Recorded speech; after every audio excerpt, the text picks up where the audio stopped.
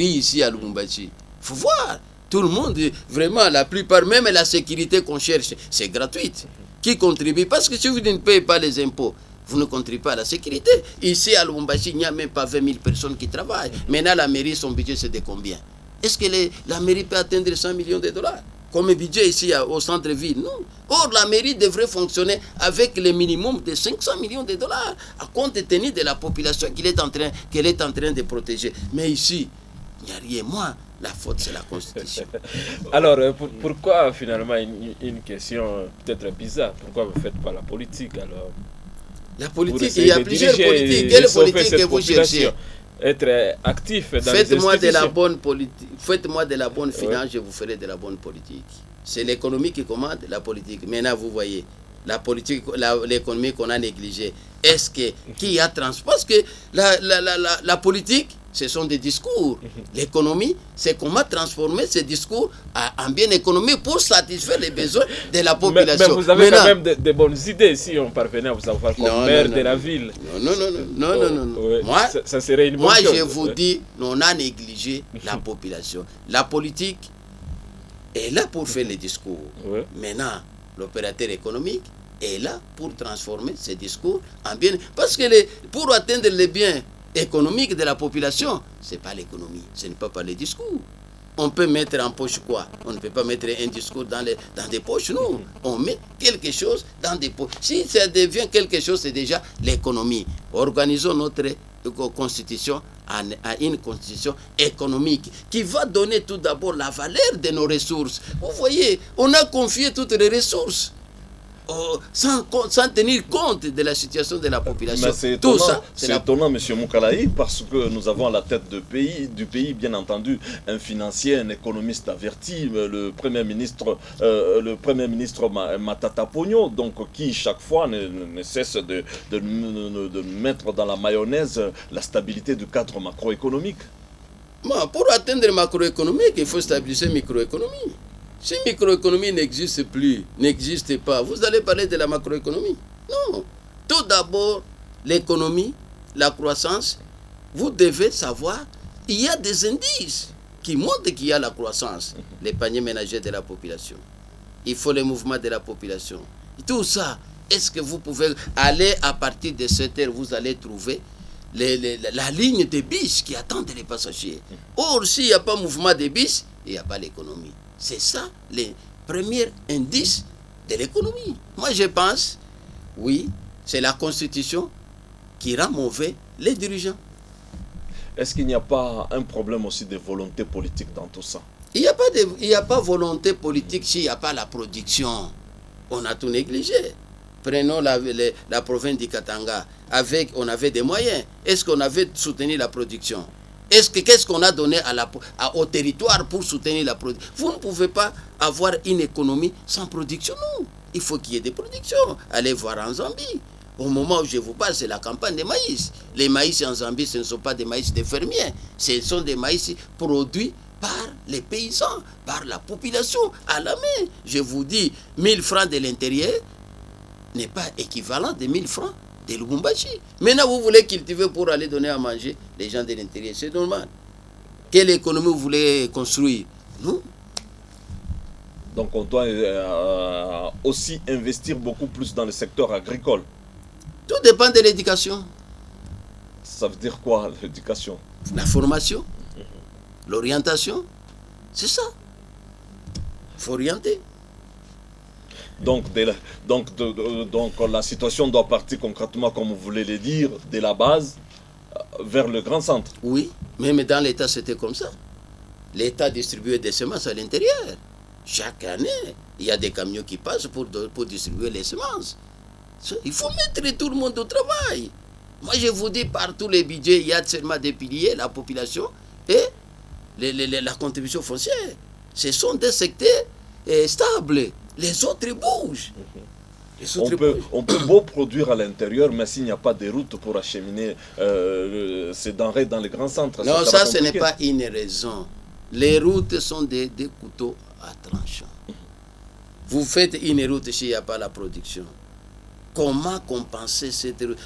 Moi, si je quitte, il y a une bonne route, je quitte ici, prenons Kasenga. Je prends ma voiture, je suis à Kasenga. Maintenant, un tilapia de 5 000, chez moi, ce n'est pas un prix que je peux avoir peur. Mais celui de Kasenga, je vais acheter un tilapia de 5 000. Tout d'abord, il faut organiser la production avant de parler des routes. Qui a dit qu'il n'y a pas de route? Allez là-bas, à la Kenya. Dans toutes les directions, vous trouverez les camions qui amènent les histoires. Qui a dit qu'il n'y a pas de route? Qui vous a dit ça? Ça, ce sont des prétextes qu'on ne peut pas justifier et défendre. Mais c'est étonnant, nous savons que, bon... Donc, moi, je vous dis, descendez après l'émission, il y a des camions qui aillent à Kabalo, il y a des camions qui aillent à Kabongo, il y a des camions qui aillent à Congolais. Avec combien de difficultés? C'est comme ça. Oui. Au moment où on avait tracé les routes par les colonisateurs, tracer ça comment? C'est dans les difficultés qu'on doit trouver. Même les routes, il faut les faire en fonction de la rentabilité. Vous allez faire une route de 100 millions de dollars, là-bas il y a 10 000 dollars. C'est quoi ça? Au lieu de prendre 50 millions de dollars, vous financez tout d'abord là où vous voulez diriger la route. La route, s'il y a... c'est toujours à Antoine de Saint-Exupéry qui disait « Jamais les oiseaux se dirigent vers les greniers vides ».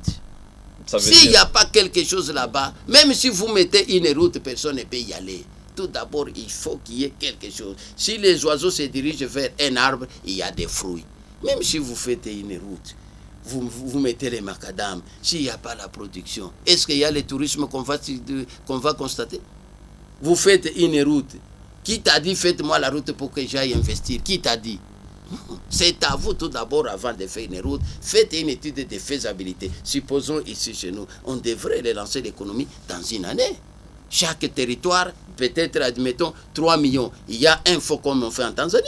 En Tanzanie, on met un fonds à la banque. Monsieur, vous voulez avoir ce fonds, il faut aller investir dans tel coin. C'est comme ça qu'on devrait attirer les opérateurs. Nous sommes prêts à aller là où on va nous orienter. Nous devons encadrer cette population. Du fait qu'on a abandonné la population dans le travail, vous voyez les conséquences du budget. Il n'y a pas de budget. Il faut voir un pays de 100 millions d'habitants avec un budget de 10 milliards. Le Nigeria a combien? Namibie a combien? Afrique du Sud a combien? Il faut tout ça. Il faut avoir, c'est la population qui contribue plus par rapport aux sociétés. Prenons si même les sociétés ferment aujourd'hui, nous allons faire quoi? C'est la mort. Or, si chacun, le Katanga a 15 millions d'habitants, si chacun donnait 500 $, c'est combien? Ce n'est pas 7 milliards. Est-ce que le secteur minier donne des milliards, comme la population va donner? Nous? Oui, héritier. Alors, comme vous voulez qu'on puisse changer cette constitution, parce qu'elle a rapporté beaucoup de choses qui ont ramené aussi donc, beaucoup de dépenses, ça veut dire que vous voulez proposer qu'on puisse réduire ou supprimer certaines institutions pour diminuer les dépenses. Mais tu as posé la question des KCC qui voulaient fermer, et qui voulaient réduire les agents. Pourquoi? C'est parce qu'il n'y a pas la rentabilité. Vous allez ajouter les charges au moment où il n'y a pas la possibilité. Parce que tout ça, c'est la population qui contribue pour payer toutes les institutions. Quel est l'apport de la population au budget? Combien pour ajouter les histoires? Tout d'abord, si vous voulez faire une institution, il faut faire aussi une étude de faisabilité.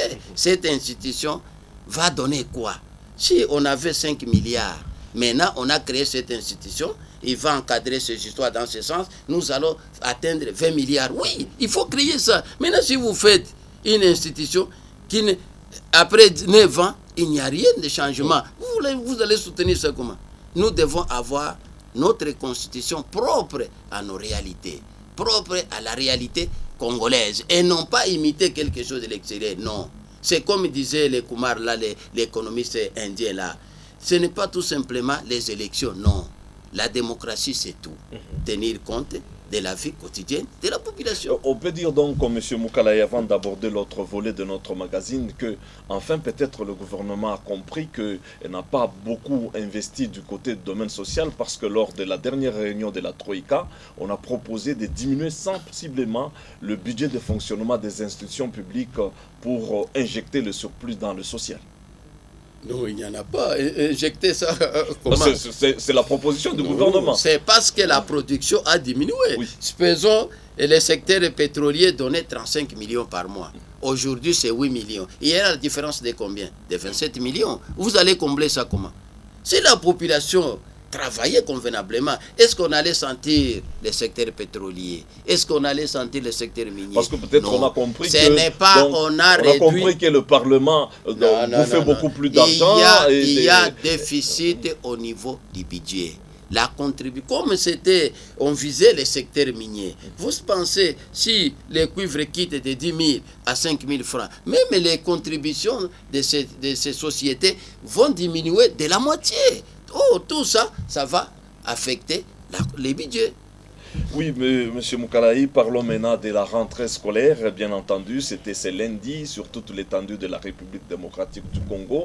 Malgré les difficultés, nous avons vu dans le grand centre, principalement ici au centre-ville de Lubumbashi, quand même la rentrée était effective dans certaines écoles, mais dans la périphérie de la ville de Lubumbashi, il y a des difficultés.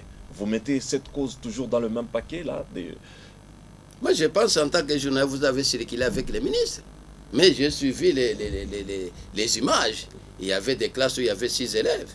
Des classes où il y avait 10 élèves. Le premier jour et puis la semaine, ça s'est amélioré. Non. Posez la question de savoir pourquoi la rentrée scolaire n'a pas eu l'engouement comme dans les années passées. C'est ça que vous devez poser la question. Dire qu'elle a été effective, oui, on a ouvert les portes, oui. Mais combien d'élèves dans chaque institut? Je l'ai bien dit, ici au centre-ville. Il y a malaise économique. Tout ça est lié à l'économie. Mais ce que moi je regrette, c'est abandonner ce secteur. Vous savez, éduquer, si vous prenez même YouTube, même Petit Robert, éduquer, c'est former, c'est orienter, c'est instruire, c'est transformer l'homme dans l'esprit. C'est ça même la base de la vie future de l'homme. Mais c'est négligé. Comment négliger? On ne contrôle même pas. Vous savez très bien que l'éducation a été dédiée au gouvernement provinciaux. Est-ce qu'ils ont réglementé ça? Pourquoi? Vous savez, vous prenez, je pense, c'est Jean-Jacques Rousseau qui disait « L'homme est né juste. C'est la société qui les rend mauvais. » C'est par quoi? Par l'éducation. Maintenant, si au niveau de la base, l'éducation n'est pas bien organisée, n'est pas bien encadrée, quel est l'avenir de nos enfants? Or, dans l'éducation, il y a plusieurs dimensions. Il y a dimension physique, il y a dimension intellectuelle, il y a dimension spirituelle, il y a dimension technologique. Il y a plusieurs dimensions qui forment l'homme dans l'avenir. Mais tout est négligé. Même les contrôles. Prenons aujourd'hui les coûts de l'école maternelle, primaire et secondaire est plus cher par rapport au coût de l'université. On a même réduit l'université en ayant quelqu'un qui payait 1000 dollars, mais à l'université va payer 3000 dollars. Quelle est la valeur de cette université? Monsieur journaliste, c'est quel type d'éducation? Quelle est la cause de ça? Parce que tout le monde est promoteur des écoles. On a transformé l'éducation qui était comme secteur de développement, maintenant c'est un secteur financier. Donc on a négligé le secteur public au profit du secteur privé. Non, on a visé tout simplement l'argent au détriment de l'éducation. Parce que l'éducation qui développe. Je vous dis, moi je vous ai dit, aujourd'hui faites constat, combien des élèves qui doublent dans leur classe dans les écoles privées? Est-ce qu'il y en a? Maintenant, c'est la transmission de la théorie de l'insuffisance. Vous donnez quelqu'un qui a eu 4, vous lui donnez 20. Celui qui a eu 4, c'est la transmission de la théorie de l'insuffisance, comme à l'intérieur. Donc on utilise les élèves comme étant des clients. Ce sont des clients aujourd'hui, ce sont des clients. Est-ce qu'il a des litiges à l'école? Non, il avait payé bien. Lui n'a jamais raté à payer par mois. Il faut donner. Il a eu combien? Il avait 4, non, donner 8. Comprendre mon émotion. Vous voyez, tout ça a tué l'éducation. C'est l'éducation. C'est ça même, la Chine disait, si l'école primaire et secondaire est aux mains des privés, c'est la destruction de la nation. C'est la destruction de la nation. Je vous dis aujourd'hui, les élèves sont des clients. Vous voyez les conséquences. C'est la raison pour laquelle nous souhaitons qu'il y ait une démocratie économique. Maintenant, les enfants qui ratent l'éducation, comment ils vont choisir les dirigeants? Ils vont se baser sur quel domaine, monsieur les journalistes? Oui, monsieur Moukala Sissoko, héritier Maïla. J'ai juste une petite question. Je suis tenté de vous dire que ces propriétaires des écoles, est-ce que ce ne sont pas des opérateurs économiques, donc des promoteurs? Je ne sais pas, est-ce qu'ils sont des registres commerciaux? Je ne sais pas. Or, il faut aussi qu'il y ait des registres commerciaux. Parce que, est-ce qu'ils participent? Vous pensez, il faut quand même avoir pitié. C'est ça même. On voit tout simplement, on vient dans nos magasins contrôler les prix des chemises, les prix des pantalons, les prix des draps. Maintenant, l'éducation, est-ce que vous contrôlez les prix? Vous mettez $100, $80, $50, mais dans quel pouvoir d'achat de la population? Dans quel pouvoir d'achat de la population? On devrait orienter l'éducation en fonction du pouvoir d'achat de la population. Quelqu'un qui a 5 personnes, 5 enfants, vous lui demandez $100 par personne. La finalité, c'est quoi? Les enfants seront ratés. Or, si les enfants sont ratés, c'est un danger public. Je vous dis, ça c'est vraiment, c'est un mot très capital. On devrait revoir ça. On devrait réglementer. S'il y a quelque chose à réglementer, c'est l'éducation. C'est ça même l'avenir. C'est ça notre puissance de l'avenir. Maintenant, on a détruit, on a rendu l'université en néant. Même quelqu'un là-bas, moi, chez moi, oui, on paye $1000. Et l'université, est-ce qu'un professeur d'université peut discuter avec un promoteur? Non. Il est devenu comme son chef. À qui la faute? Toujours à la Constitution. À la Constitution. Oui, la Constitution n'a pas réglementé ça. La Constitution, on nous dit l'école primaire gratuite. C'est quel type d'école primaire? Moi, je pensais que c'est général.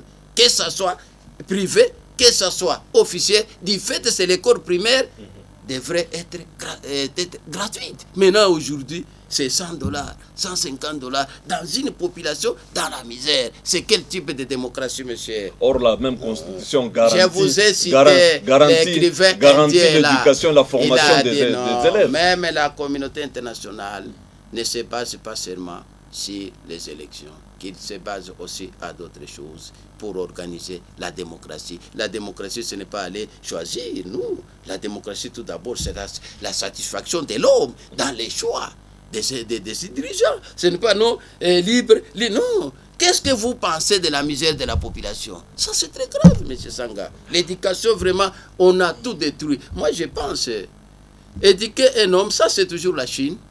Il faut 10 ans pour planter un arbre. Vous aimez bien les Chinois? Il faut 100 ans pour éduquer l'homme.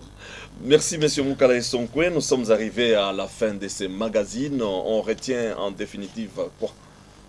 Moi, je vous dis, nous devons revoir cette constitution. C'est qu'on a observé, on a vu l'évolution de cette constitution. C'est vrai, c'était une constitution en observation, comme première constitution, comme on ne peut pas dire la constitution a tout raté, mais au niveau économique, cette constitution a raté.